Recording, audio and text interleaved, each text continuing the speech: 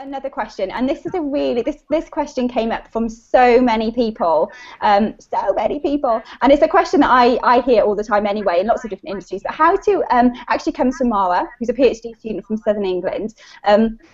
How to identify the skills I learnt during my PhD that would appeal to employers. Now, this is always a tricky one because we're not always great at looking at ourselves as a product. And we have to, because recruitment is a sales process. Both people are buying, both people are selling, you're buying into each other. And it's a real task for people to sit down and think, oh my goodness, what am I good at? What is my value? Especially if you've been rejected in the past, you know, just because your value doesn't decrease just because somebody failed to see it.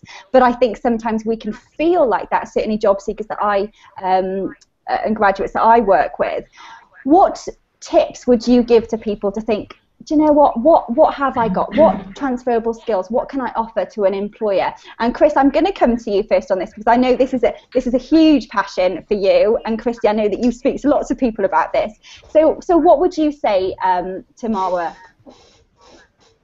Yeah, I mean, like I say, it's an area that I'm really interested in, especially as I find that people haven't always got the awareness of skills that they've got. But one of the exercises I go to a campus and talk to graduate students is actually do a little skills audit with them and actually take them through a process of identifying even about 20 skills that a typical PhD has.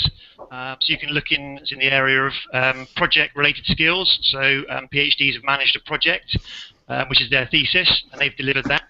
Or you could look at ICT skills that they've got, research skills, networking, organising events. So I've worked through with people a list of about 20 skills, and you really see those sort of light bulb going off in their head as they sort of tick off. Oh yeah, actually I have got that. Oh, I have got that. And as you can actually, people are really sort of energized by thinking, oh yeah, I didn't realise that I could do all those things. But that's a great list to then go to an employer with and say, look at all these things I can do for you. Yeah, I also think as well. I agree with that so much. I think it's really important that you look outside, so sort of the networking and all that kind of stuff and events, that type of thing. But if anybody's struggling with that, ask your best friend, ask somebody that you've worked with, ask for references, ask for testimonials from people. And if you are going to ask for references and testimonials, or you are going to seek advice from people that you've worked with before, don't just say what are my best bits, because that's a very open-ended question. Go to people and say, what problem did I solve for you? What would you say is my key? If there was a situation that I needed to help you with, what would that situation be? And that's a great way for you to actually then gather information that you can also use on your LinkedIn. You can whack in a fabulous testimonial on your CV rather than just put references available on request. You could put a reference there. But I think it's important that ultimately employers are hiring. They're hiring while you get out of bed in the morning.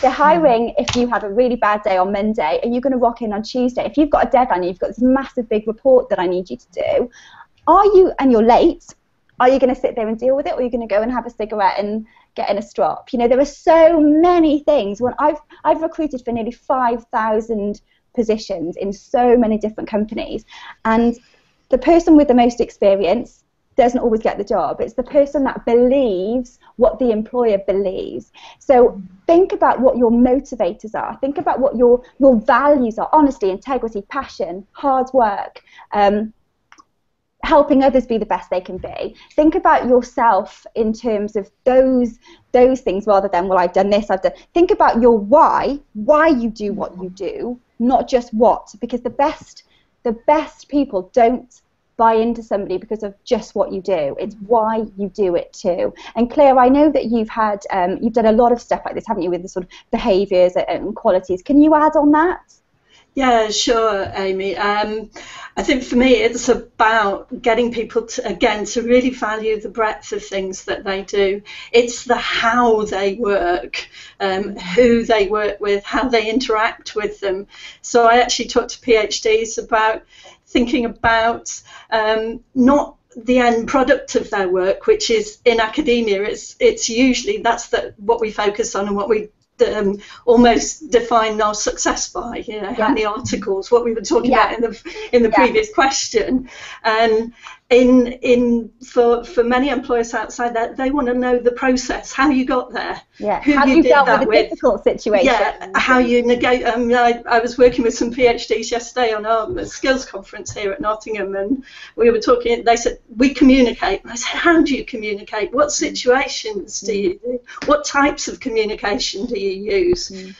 You know, when you're working with your supervisor, you're trying to influence and negotiate with them, and they all laugh, but that's true. They might not always win that argument, but those are the sort of skills that and qualities and behaviours that well, actually you need as an academic as well. But, you know, very, very much more obvious presentation of that for those people who are thinking of careers outside. And it also gives clues to the individual about what they really like doing, exactly what you said, you know, what drives you, what motivates you, what do you like, what do you want to do in most of your working day, because you spend a lot of time there. Yeah, absolutely.